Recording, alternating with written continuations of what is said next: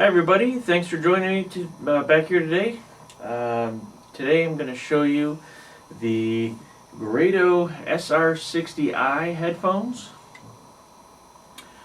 These just got product of the year. I think it was Absolute Sound, and I know Hi-Fi Choice gave them product of the year back in '09 too. So it's been a long time coming. This is a product that's been in the line for a while.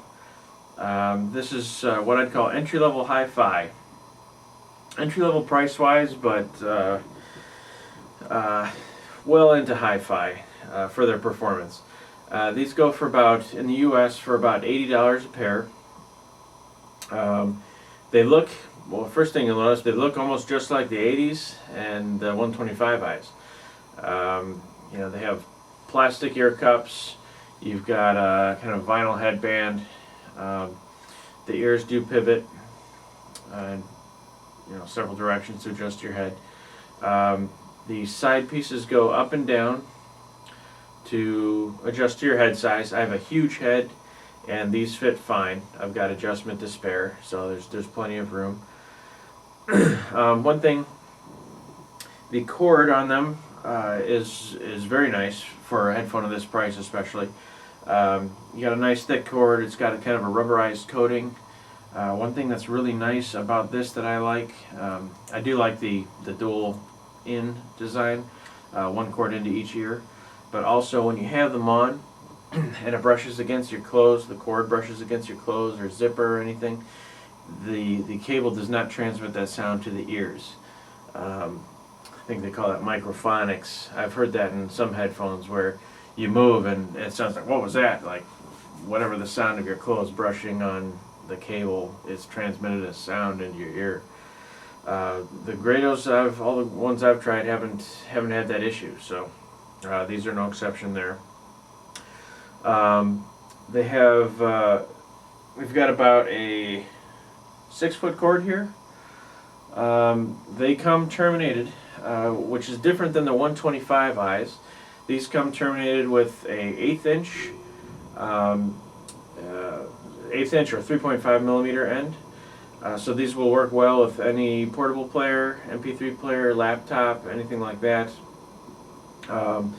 They also come with an adapter to adapt them to 1/4 inch if you want to use them for your home stereo or headphone amplifier or something like that too. But it is nice that the 60s and the 80s come with the 1/8 inch end, because most of the time people that have these are going to be using them for mobile use or on a portable device. The 125s, which I have right here, have an even fatter cord.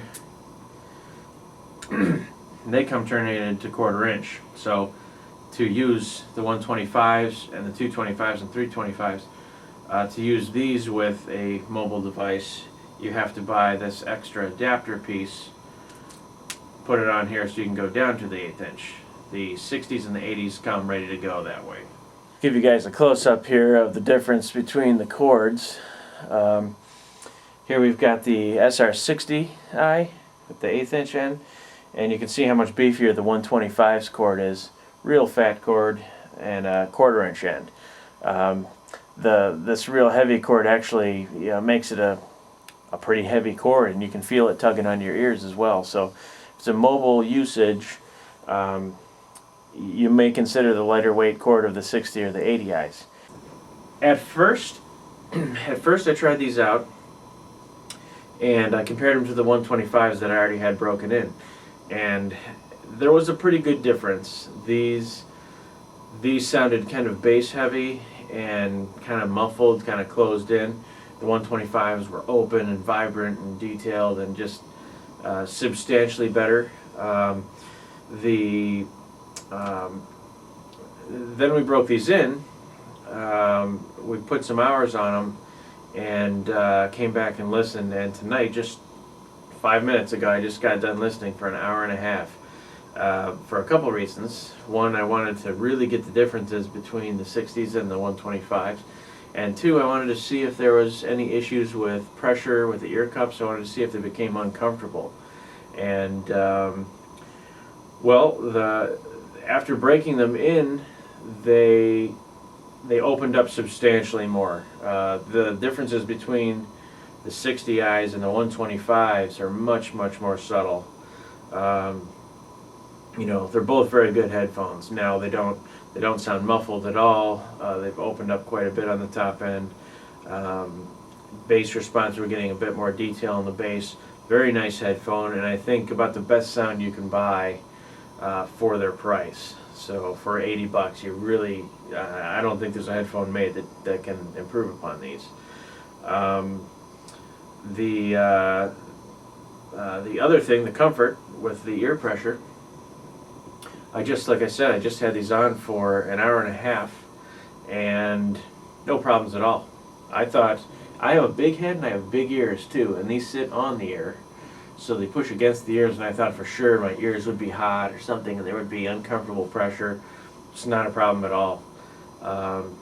The headband is a flexible piece of steel, so you could adjust them some if you don't like as much pressure. You know, you could loosen them up a bit by pulling on the headband, but these are perfectly fine, very comfortable, no problems at all. And from what I tell, or what I hear, and actually have noticed, this foam will soften up with use. You know, put 50 hours on them, the foam does get softer. It comes a little bit firm out of the box, but it'll break in too. So they do become more comfortable as you go. But this is an open back design. You know, people can hear what you're listening to. You can hear what's going on around you. So it may not be the ideal headphone for subway use or public transportation or anything like that, unless you just don't care that people can hear what you're listening to. They also won't block out, you know, the surrounding noise as well. But that does make them nice and open sounding, which is the sound I like. I prefer an open back headphone. So that's nice. They are lightweight, very lightweight. They're reasonably efficient, so most mobile players will have enough power to drive them. So that's nice too. You don't need an external amplifier for these. Adding a good quality amp to them will improve the sound, just like with any headphones. You know, and adding more power is going to control the bass better and extend them a little bit deeper as well than what most MP3 players can push. The one complaint I've heard people say about the 60s, the SR60i's, is that they're a little bit light on bass. The 80s tend to have a little bit more. I found them very acceptable on the bass. They weren't excessive, that's for sure. Maybe just on the little bit lighter side, but certainly not lacking. They have all the bass notes in the songs are going to be in there. They're not going to hit very strong like some headphones can, but it's very pleasing.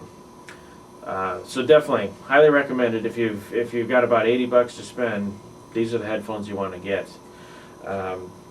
They look like they'd be reasonably durable too. You know, they're mostly plastic construction, but they don't look like they're going to break apart anytime soon. Also, the ear cups. People worry about the ear cups. Doesn't the foam get dirty and then your headphones are ruined? Well, you can get new ear cups for them. They have them available. So I think they're $10 or $15, something like that, for replacement cups. So that's not really a concern. They are available. If they get dirty, you can always get more, or you can pull them off and wash them. That's always a good thing. Well, I'm going to get back to listening now. So thanks for stopping by. You guys have a good one. We'll see you next time.